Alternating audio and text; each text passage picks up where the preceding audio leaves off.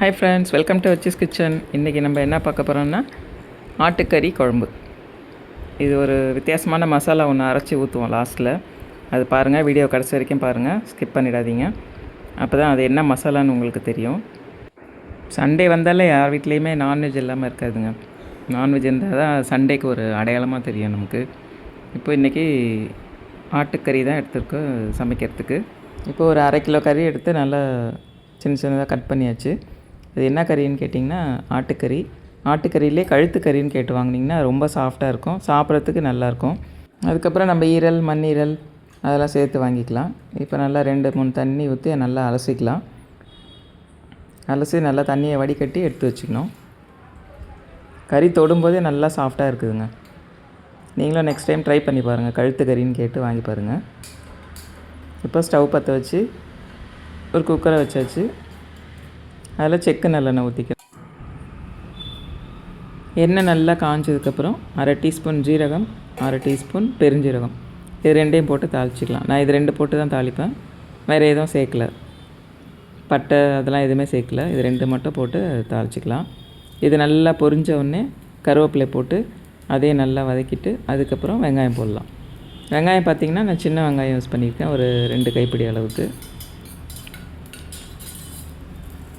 இப்போ நல்லா பொரிஞ்சு வச்சு பாருங்கள். இப்போ கருவேப்பிலை போட்டுட்டு, கருவேப்பிலையை நான் எப்படி யூஸ் பண்ணேன்னா மொத்தமாக வாங்கி நல்லா உப்பு தண்ணி போட்டு அலசி நிழல்லே உலர்த்தி அதை எடுத்து பாட்டிலில் போட்டு வச்சுக்குவேன். அதே நல்லா முறுமுறுன்னு ஆகிடும் உங்களுக்கு.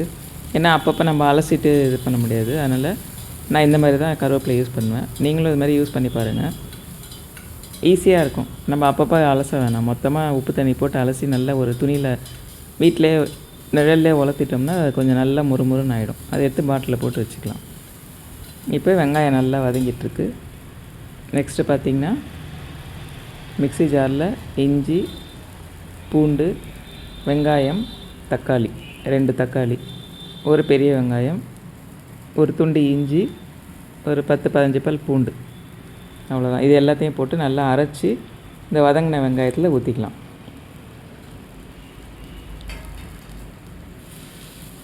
இப்போ அரைச்சி ஊற்றியாச்சு.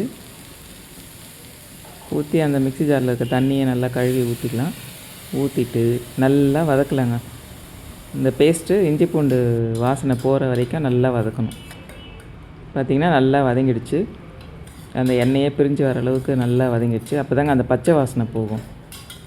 நம்ம நிதானமாக செஞ்சோம்னா இன்னும் சமையல் நல்லா டேஸ்ட்டாக வருங்க. இப்போ பார்த்திங்கன்னா கழுவி வச்ச மட்டன் போட்டிருக்கோம். போட்டுட்டு அதையும் நல்லா வதக்கி விடணும். கறி தொடும்போது நல்லா சாஃப்டாக இருக்குதுங்க.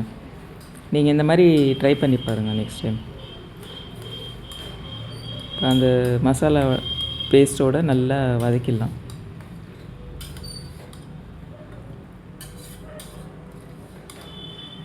ஸ்டவ்வை மீடியம் ஃப்ளேம்லேயே வச்சுக்கலாம். நல்லா வதக்கியாச்சு. இப்போ ஒரு தட்டை போட்டு மூடி வச்சிடுறோம். மூடிட்டோம்னா அந்த கறியில் இருக்க தண்ணி எல்லாம் வெளியில் வந்து பார்த்திங்கன்னா பாருங்கள் எவ்வளோ தண்ணி வந்திருக்கு. அது நல்லா கிளறி விட்டுறலாம்.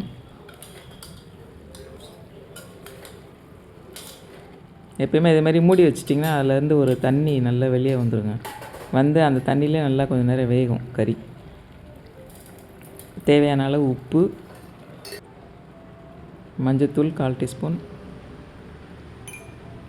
அடுத்தது குழம்பு மிளகாத்தூள் போட்டுக்கலாம். சிலர் தனி மிளகாத்தூள், மல்லித்தூள் போடுவாங்க.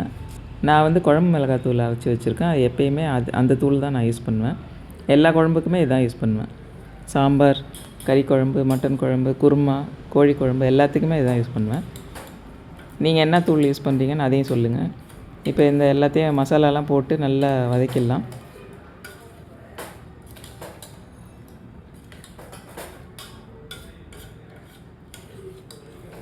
இந்த தக்காளி மிளகாத்தூள்லாம் சேர்ந்து நல்லா கலர்ஃபுல்லாக இருக்குது. நல்லா வதக்கிட்டே இருந்தோம்னா ஒன்றா பிளெண்ட் ஆகிடும். அந்த தக்காளி பேஸ்ட்டு, மிளகாத்தூள், மஞ்சத்தூள், உப்பு எல்லாமே நல்லா ஒன்றா பிளெண்ட் ஆகிடும். இப்போ தேவையான அளவு தண்ணி ஊற்றிக்கலாம். இப்போ பார்த்திங்கன்னா அதில் ஒரு தக்காளி அப்படியே அறுத்து போட போகிறேன். ஒரு 4-5 துண்டாக அறுத்து போட்டுடுறேன். அப்படியே பச்சாவே அதில் அறுத்து போட்டுடலாம், வதக்கலாம் வேண்டாம். போட்டுட்டு இப்போ குக்கர் வச்சு மூடிட்டு விசில் போட்டுடலாம். விசில் நான் எப்படி வைப்பேன்னா, ஒரு விசில் வந்து ஸ்லோ ஃப்ளேமில் வச்சு 10 நிமிஷம் வெயிட் பண்ணுவேன். நான் அப்படி தாங்க செய்வேன். நீங்கள் எப்படி ஒரு விசில் கணக்கு 5-6 விசில் வைப்பீங்களா, 8 விசில் வைப்பீங்களா, அந்த மாதிரி வச்சுக்கோங்க. இப்போ 10 நிமிஷம் ஆயிடுச்சு. பார்த்திங்கன்னா நல்லா கறி வெந்திருக்கு தெரியுது. இப்போ நம்ம அடுத்து ஒரு மசாலா ரெடி பண்ணிக்கலாங்க. பாருங்கள் எவ்வளோ கலர்ஃபுல்லாக இருக்குது குழம்பு. பார்த்திங்கன்னா 1/4 மூடி தேங்காய், 1/2 டீஸ்பூன் பெருஞ்சீரகம், 1/2 டீஸ்பூன் மிளகுத்தூள், அது எல்லாத்தையும் நல்லா அரைச்சி குழம்புல ஊற்றிடலாம். தேங்காய் அரைச்சி ஊற்றினதுக்கப்புறம் ரொம்ப நேரம் கொதிக்க விடக்கூடாதுங்க. ஒரு 2 கொதி வந்தால் போதும். நல்லா கலந்து விட்டுட்டு கொதிக்க விடலாம். இப்போ நம்ம ஒரு கொதி வந்ததுக்கப்புறம் கரம் மசாலா தூள் போட போகிறோம். ஒரு 1/2 டீஸ்பூன் கரம் மசாலா போட்டு அதையும் ஒரே ஒரு கொதி விட்டு இறக்கிடலாம். அவ்வளோதாங்க, நம்ம கறி குழம்பு ரெடி ஆயிடுச்சு. இந்த தேங்காய் பெருஞ்சீரகம் மிளகுத்தூள் அரைச்சி ஊற்றுறோம் இல்லைங்களா, அதில் தான் அந்த வாசனை அப்படியே செம்மையாக வருங்க. உடனே சாப்பிடணும் போல் தோணும். வெளியிலேருந்து வரவங்களாம் கேட்பாங்க, என்ன இன்றைக்கி உங்கள் வீட்டில் மட்டன் குழம்பான்னு. அது மாதிரி நீங்களும் செஞ்சு பாருங்கள். லாஸ்ட்டாக கொத்தமல்லியை போட்டு இறக்கிடலாம் குழம்பு. இந்த குழம்பு பார்த்திங்கன்னா தோசை, சப்பாத்தி, இட்லி, பூரி, நான், சாப்பாடு எல்லாத்துக்குமே சூட் ஆகுங்க. நல்லா டேஸ்ட்டாக இருக்கும்.